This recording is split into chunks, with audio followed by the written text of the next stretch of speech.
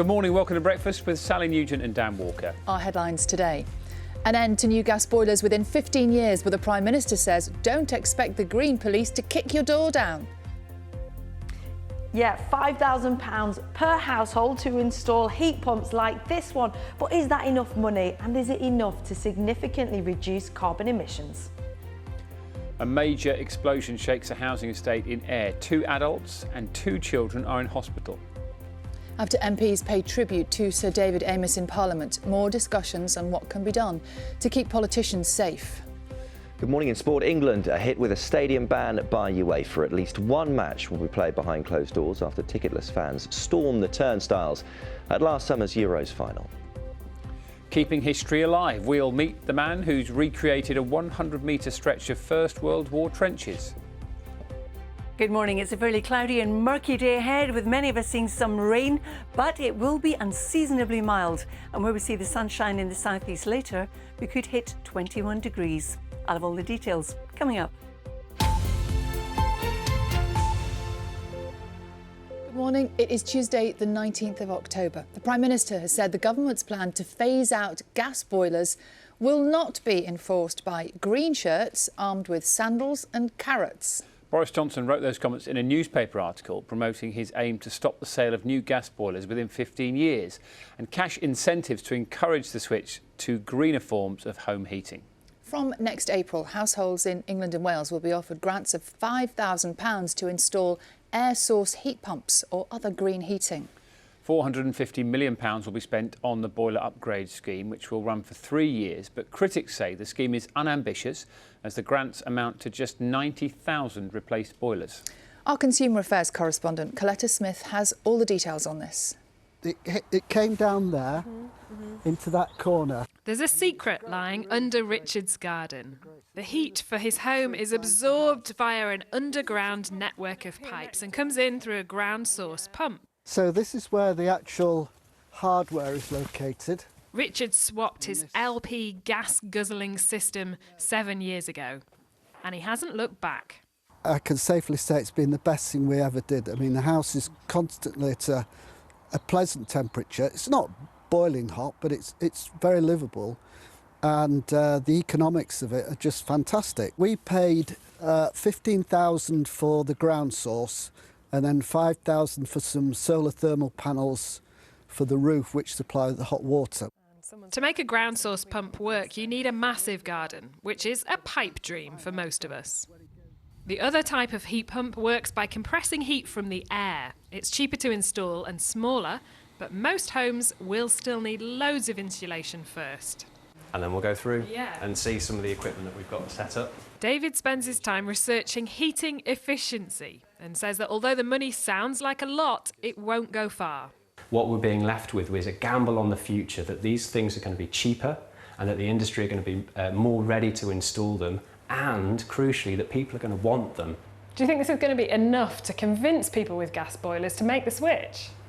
Perhaps not yet. One of the problems that they're going to face here is getting that connection with people and householders to make sure that the policy actually works and is something that people are happy to take on.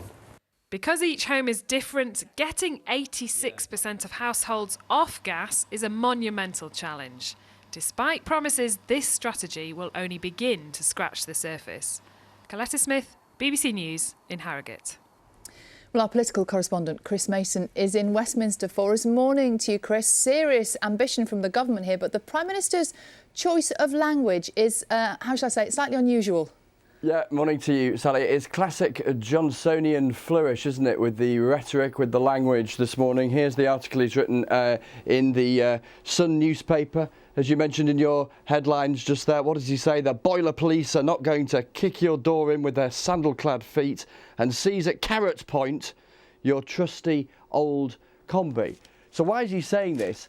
The essence of the political challenge with all of this stuff around net zero, we've got that big summit coming up in Glasgow, COP26, in a little bit, is how on earth do you take people with you as a government when you've made massive promises about getting to net zero carbon emissions by 2050, all sorts of ideas between now and then to try and deliver it, including changing how we heat our homes. How do you do that so that it doesn't cost people a fortune and it isn't hugely inconvenient and it doesn't cripple the economy? Now, Boris Johnson's idea is that you can recharge the economy in a green way, which will create lots of new jobs and will help meet the targets. But the absolute essence of what he's trying to do in this article, and you'll see it over and over again in the coming weeks with this gathering of world leaders in Glasgow, is to ensure that this isn't seen as some sort of elite project that the rich can afford, but that all of us can be willing to sign up to because it's worth it for the planet and it's worth it for our wallets too. That's the argument going on here. Chris, thanks very much. Oh, we've still got Chris sorry, at the Chris, moment. we're leaving you slightly... Chris, we just have to stare at you for a bit, I'm a afraid. little bit too long there. Oh, there you go. We've got you. radio now. More from Chris a bit later on. Let's bring you up to date with some other news stories this morning. 4 people have been taken to hospital after an explosion at a house in Ayr. The 2 adults and 2 children were injured in a blast which was heard and felt for many miles around. Katie Hunter has this report for us. Emergency services were called to the Kincaidstone area of Ayr just after 7 o'clock. The blast in Gorse Park appears to have destroyed one house and damaged others nearby. Dozens of people were forced to leave their homes. They gathered in a nearby school and community centre. Just outside my house there was sort of broken roof tiles. We walked up to where the houses had been sort of blown away, and it was horrendous. It was like something from a movie set. It was just quite sort of overwhelming. An air ambulance arrived at the scene a short time after the explosion, along with several ambulances, fire engines and police cars. We have about 50 families who are in the centres working their way through. We're dealing with them. The council's response has been excellent. The partners' response has been excellent. The police, the fire service were here on time very, very quickly. And all the professionals have done a wonderful job here. And the community have rallied round, which is absolutely wonderful. A large area around the blast remains sealed off overnight. Gas engineers have been working with the emergency services to make sure the area is safe. Katie Hunter, BBC News.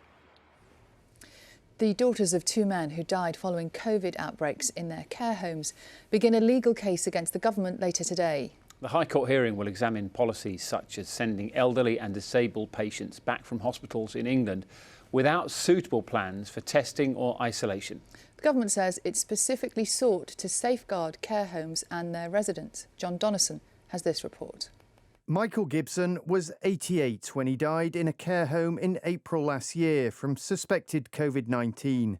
His daughter Kathy was only able to say goodbye to him through a window.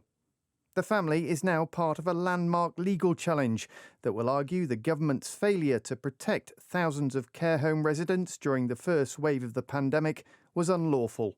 At the same time that we'd all been told to stay at home, to not see anybody, to keep ourselves safe, the most vulnerable in society, who were just in a larger home, were left not just unprotected, but put at risk. The case will likely focus on the policy of clearing space in NHS hospitals by discharging some patients into care homes initially without them being tested for coronavirus. At the time, the government defended its actions. So right from the start, we've tried to throw a protective ring around our care homes. That view will now be challenged at the High Court. During the first 3 months of the pandemic, more than 14,000 people in care homes in England and Wales died from coronavirus. The outcome of this case could affect thousands of families. John Donnison, BBC News. And the Department for Health and Social Care have told us that they work tirelessly to protect the public from the threat of life and health posed by the pandemic and specifically sought to safeguard care homes and their residents. They went on to say they provided billions of pounds to support the sector, free PPE, additional testing and priority vaccinations. And we'll be taking a more detailed look at that story a bit later in the programme. Now, a former British Army soldier who was standing trial over a fatal shooting during Northern Ireland's Troubles has died. Dennis Hutchings had denied attempting to murder John Pat Cunningham in County Tyrone in 1974. The trial was adjourned last week after the 80-year-old from Cornwall fell ill. He later tested positive for COVID and died in a Belfast hospital. Donald Trump has filed a case against a congressional committee which is investigating the attack by his supporters on the Capitol building back in January. The lawsuit is an effort to keep records from his presidency secret. He claims the material is covered by executive privilege, which protects the confidentiality of some White House documents. The rapper Kanye West has formally changed his name. He's now called Ye. There he is. He made the application to a Los Angeles court in August, and he's just been given the green light as well. The 44-year-old has long used the nickname Ye, and it was the title of an album you might know he released in 2018.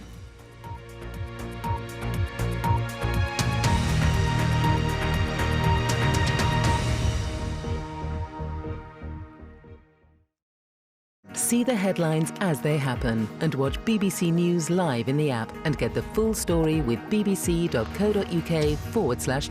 Follow the story for all the latest with BBC News.